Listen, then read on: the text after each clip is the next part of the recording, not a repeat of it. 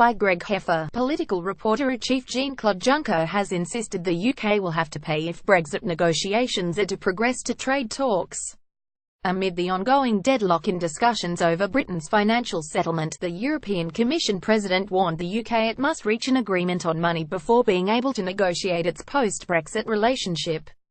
Mr. Juncker also suggested Brexit will take longer than initially thought, as he said the remaining 27 EU member states will not sanction the start of the second phase of talks at a Brussels summit next week. We cannot find for the time being a real compromise as far as the remaining financial commitments of the UK are concerned, Mr. Juncker said, while speaking to students in his native Luxembourg. As we are not able to do this, we will not be able to say in the European Council in October that now we can move to the second phase of negotiations.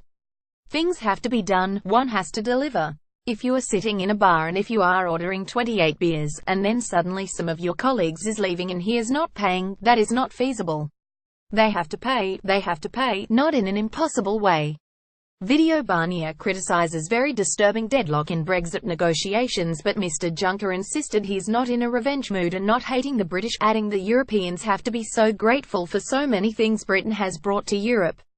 Brexit forensics nuclear industry prepares for no-deal Brexit despite noting progress over the issue of citizens' rights post-Brexit. Mr. Juncker asked, why are we discussing nonsense like that? He added he didn't understand why both sides don't say things will stay as they are after the UK's exit, continuing citizens have rights because they are citizens, not because there is a Brexit issue which has to be discussed. Responding to Mr. Juncker's comments, Downing Street said the Prime Minister had made clear in her recent Florence speech that UK would honour its financial obligations. We will honour our commitments, the commitments that we have made during our period of membership of the EU, but the detail is for negotiation, a Number 10 spokeswoman said. On Thursday, EU lead negotiator Michel Barnier said he will not recommend the EU 27 authorise Brexit talks move on from key divorce issues, the financial settlement, citizens' rights and Northern Ireland, when they gather in the Belgian capital on the 19th of October. Mr. Barnier cited a very disturbing deadlock over the UK's financial settlement for being unable to judge sufficient progress has been made on withdrawal issues. But the European Commission official did offer some hope by claiming he would explore ways of getting out of this deadlock in time for the European Council summit on the 14th of December. Video Sky's Mark Stone questions Brexit negotiators. The EU 27 have demanded sufficient progress be made on divorce issues before allowing the second phase of negotiations to begin.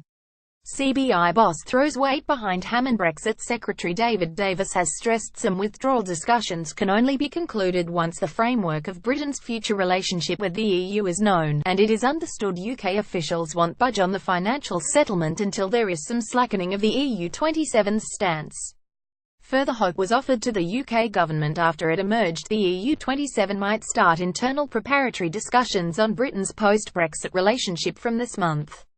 Included in leaked draft conclusions for the 19th of October European Council summit, the document revealed Mr. Barnier could soon be invited to discuss the EU 27's position on the second phase of negotiations ahead of the potential sanctioning of trade talks at December's summit.